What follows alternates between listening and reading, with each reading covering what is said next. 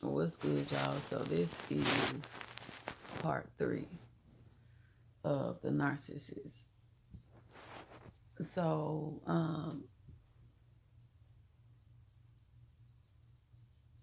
the last part I was discussing the sun and stuff like that. So I started to notice every time I used to come around him, I catch him doing this, talking to himself, and I'm like, like I said, young, immature, not paying in no mind, not thinking nothing of it. And I'm like, and that should have been that probably was a red flag. And I'm sitting there and I'm like, why is Buddy sitting up here talking to himself? Like, what the fuck he got going on? Why is he talking to himself? This shit make no sense to me. Like, I'm right here. Who he talking to? Like, what's going on? And I say, okay.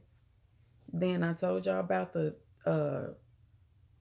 texting and fake calling people and not having conversations. The phone is just still literally showing just the front screen. Then you would make up fake fights in your head. You would act like you had got into it with somebody and call somebody else for backup or to help you or protect you from harm, and nothing was harming you. You was protecting your demon self from yourself. So um there was a time where he would not even, you had no car, so you really didn't want to get food, so you would really go to the extreme as far as going to pantries every other week or every other day. You wouldn't spend $1 on no food.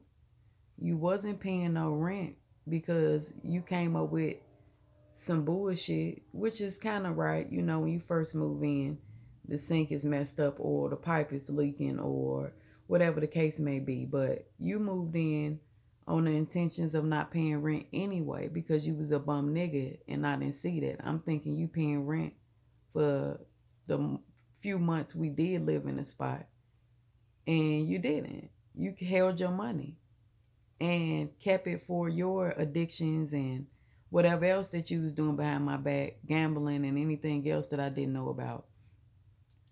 And it was time for this. I knew you weren't paying the rent. It was time to pay the rent. And I'm like, I ain't see you go nowhere. You ain't got no car, remember? So I'm like, what the fuck? So he done called them and said, oh, the pipe's broken. All my stuff where it flooded the house. And I'm like, what the fuck? So the water is leaking, but it ain't as bad, but it's bad. He throwing clothes all on there, making it as if everything is messed up and destroyed just so he won't pay rent or they can knock some money off the rent. I'm like, this dude, he just do all types of stupid shit. Then I'm noticing when we get around certain people, your energy was off. You was, like I said, you was different drinking. Then you was also a different person when you was sober.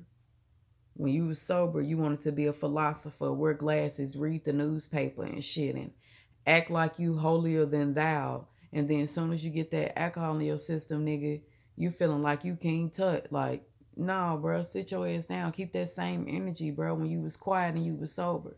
So when you drink, you feel untouchable. And like I said, you not about that life. And mind you, he was a big nigga. And wasn't hitting on shit, wouldn't hit a fly, wouldn't bust a grape, wouldn't do shit. Nothing but bully your son and put people down that you think is weak or beneath you. But motherfucker with a backbone, you wouldn't try them. You wouldn't try a random person on the street or one of the guys. But shortly after realizing he was talking to himself, I still didn't put together that he suffered a mental illness. Then I knew after realizing he suffered a mental illness, after leaving the relationship, not at hand, he would sit up here and get upset because he couldn't support our habits. I didn't ask you to do shit. Let me explain something to you, buddy. Going into a relationship, I'm not a taker, I'm a giver. So I didn't come here to steal, kill, and destroy what you tried to do, and that shit still failed. And you have to come back for the other parts to hear the deep shit that happened. So going into the relationship, I didn't want nothing from Buddy. I didn't need nothing from Buddy. I didn't have a car. He didn't have a car. His broke ass didn't have no money. I had the little bird that I did have. So I didn't need you for nothing, didn't want for nothing. And if I didn't have a damn dollar, best believe I'ma find a way to get it, bruh. I'm from the goal, bro. Don't try nothing. It ain't gonna work, bruh. I learned how to hustle when I was a fucking teenager. So what you're not finna do is think I'm gonna be struggling and not figure out a way how to get my shit. It don't matter which way I get it, long as I get it. I ain't out here selling no ass. So long as I get it, then I'm straight, bruh. So why you mad because you can't support my habit? I didn't ask you to. You keep buying your drinks or whatever it is that you're doing, your gambling and whatever else that you pay for. You stay on that side and I'm going to do me. I never asked you to give me a damn dollar for anything that I do. Never asked you for nothing. I'm not a help me Howard ass bitch. My hands ain't never out to ask or take from somebody. Because I got this. As long as I got this and him up there, I don't need nothing else from nobody.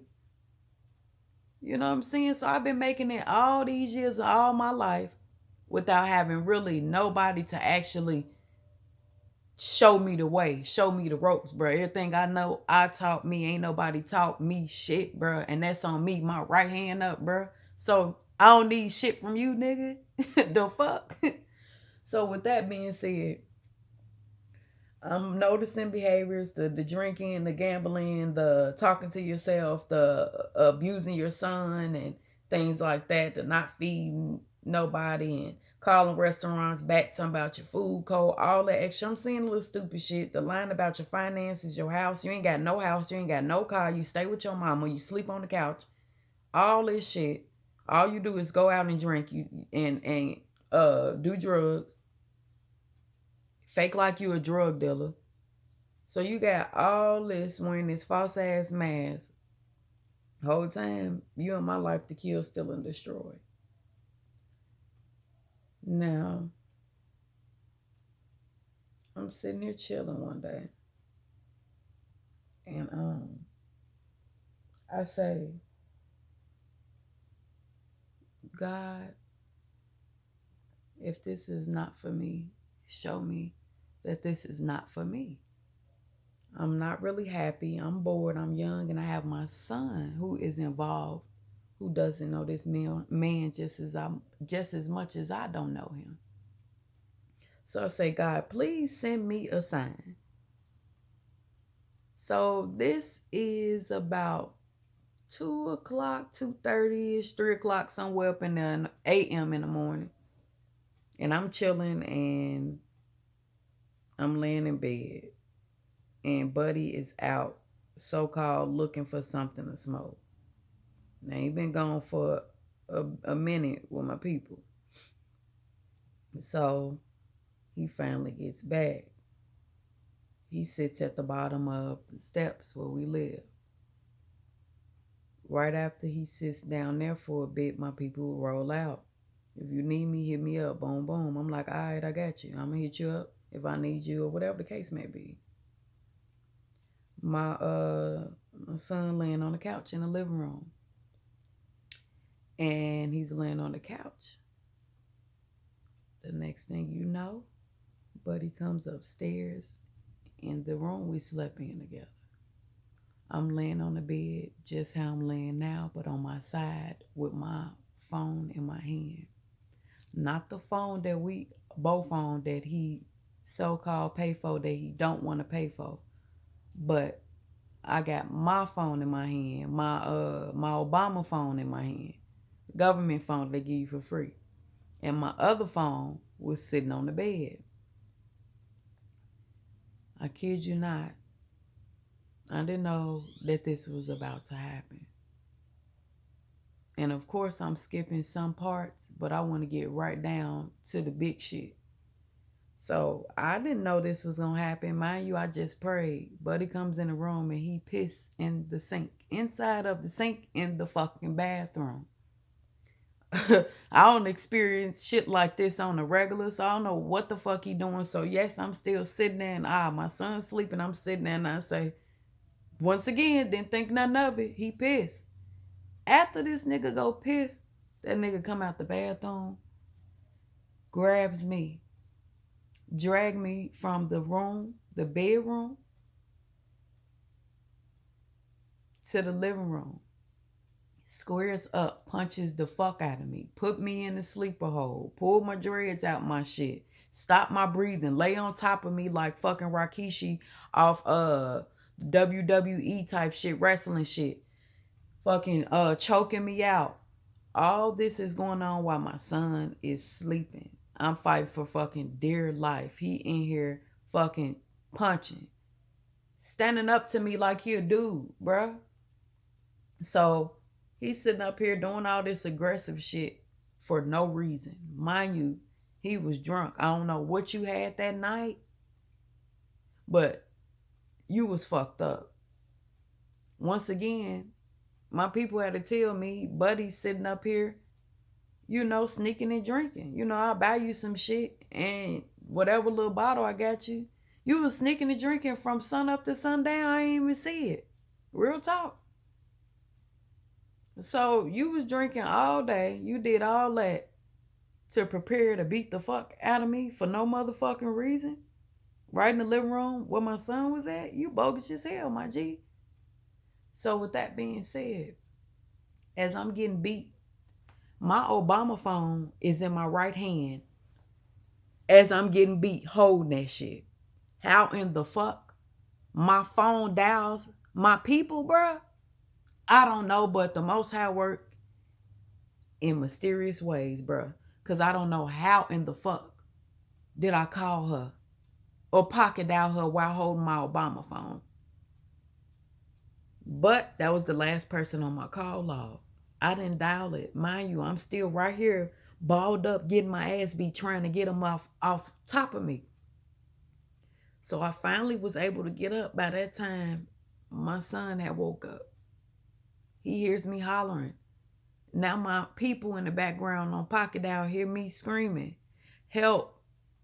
So I grabbed my son so motherfucking quick after I was able to get up from him. He tried to push my baby down the stairs. I yanked my baby up so motherfucking quick, ran down them steps, ran around the corner. It was dark as fuck, bro.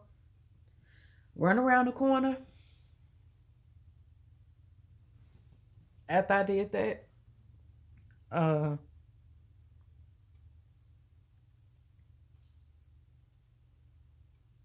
my people pull up.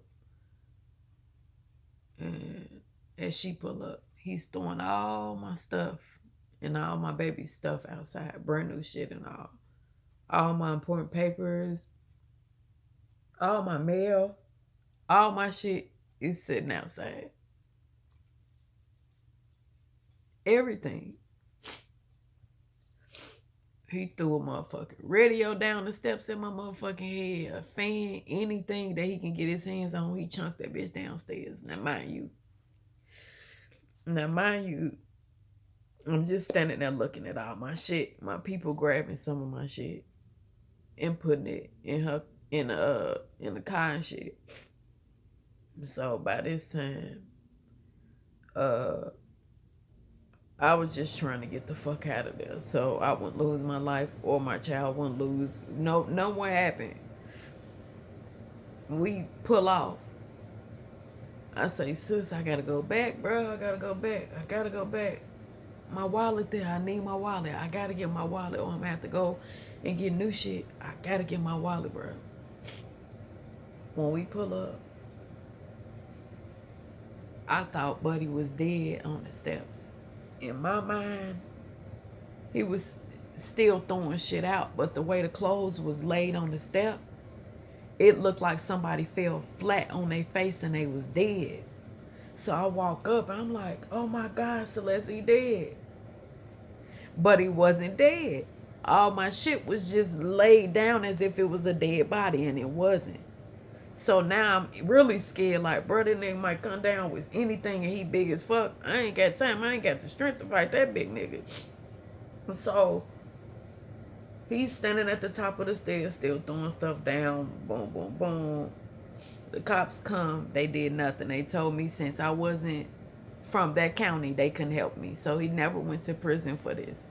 They knew he suffered a mental illness as he sat on the bottom of the steps and they was trying to get my statement. He kept calling out the address that I originally lived at because I lived somewhere else, but we together in this spot. So he like, da da da da da da. I'm like, y'all don't hear Buddy calling out my address? Like, y'all not doing nothing right now. Like, I don't know, but what the fuck Buddy on? So he steady hollering out my address for no reason. They put one little light in my eye. They ain't see the bruises or shit on me. They ain't check for anything. Nobody cared at all. So after that shit had happened, I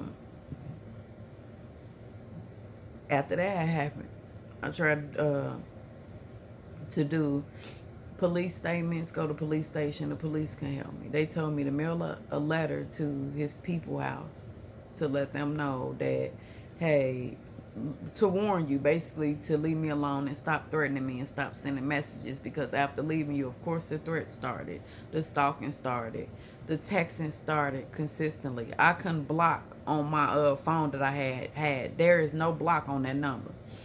So you harassing me, threatening me, and doing so much shit. You gonna do this, you gonna do that, da da da. So yes, I'm worried. I'm in fear. Once again, I don't know Buddy. So yes, I'm in fear because I don't know you. I don't know what you're capable of. I don't know you like that. I met you out of a club, my nigga. So I don't know you like that, partner.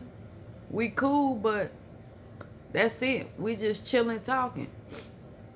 So after all of that and nobody did anything, the system, I'm realizing the system failed me. They don't protect women. They don't believe the stories. They don't hear shit you gotta say. You know what I'm saying? So I'm like, okay, fuck it. Shit, it's left in the Most High hands. I say, God, let my enemy be my footstool. Let me live to see what you got coming his way, God. Because I know you wouldn't leave me out in the cold like that, bro. Because I almost lost my motherfucking life. So I'm like, I know you're not going to let this man go like that. And not only that, you done did this not just to me, but you've done this to other women. I found out shortly after leaving me. You had a woman and you pimping these women out. I mean, I knew you some stories, but more, there's so many stories on this guy. So I'm sitting here and I'm like, wow. I say, this nigga, he pimping women out, he beating them and taking their car, he doing all types of stuff to different women. And so once again, I'm still walking around in fear of my life. My people will run into him and shit like that. And for some reason, I wouldn't run into him. Even at my old job, I found out he was up there at my old job. And I told myself, if I see him, I'm going to kill him. I never, the Most High would not let me see him, run into him, bump into him or nothing. I never seen him. And even when I had got my job and I was, explaining to the manager who worked there, I'm like, we was just chopping it up, talking about our life story. And I'm like, if I find him, I'm going to kill that man. And I had so much anger and so much hurt in my heart because nobody was there to protect me. I was scared as fuck, bro. And it's all my fault because I put myself and my son's life in danger. All right. So months are going by. And shit passing over, time passing over. And someone I know gets a call that the person who did this to me, he died. So let me go back a little bit. When I told y'all that I seen the dead man on the steps, laying on the steps, already dead, that was him and his death was coming. You just never know when. So God already had sent me a message and told me, I got you, bro. God told me, bro. He say, I got you, bro. I ain't gonna leave you, bro, in the dark, bro. Karma a bitch, bro. So when I seen him dead on the steps already, he wasn't dead, bro. Death was coming his way, bro. So we get the call that he dead. And guess how he died? The same way he did me. You got in the car with a woman that you kept beating on. And you beat that woman so much, she got you to get in the car with her. And she drug you. She drug your ass through the city, bruh. And they pronounced you brain dead. Then try to bring you back to life and you still died. She drugged the fuck out of you. Your foot got caught in the fucking front seat. In the seatbelt, my nigga. And she drug you. The same shit that you did to me happened to you. So y'all be careful how y'all fucking treat people. That shit will come back tenfold, bruh. And that's on me, bruh. I'm a fucking living witness of this shit, bruh. And I still ain't got over it. Because that shit replaying my mind over and over. Because I could not be here right now, bruh. Me or my kid. Then you call CPS on me. This before you died. I'm protected, bro, all the time. Everywhere I go, bruh.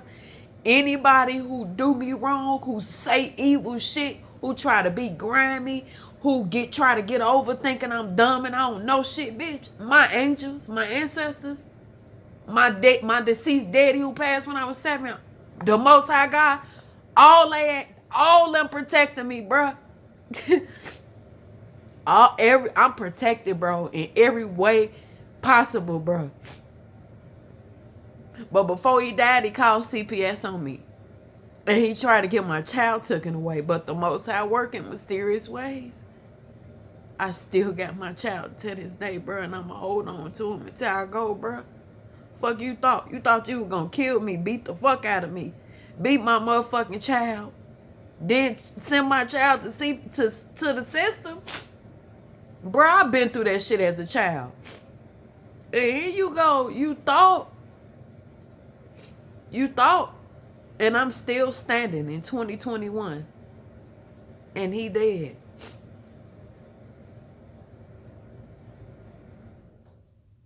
So y'all be careful, bro, how y'all treat motherfuckers. Who the fuck you meet, who you talk to.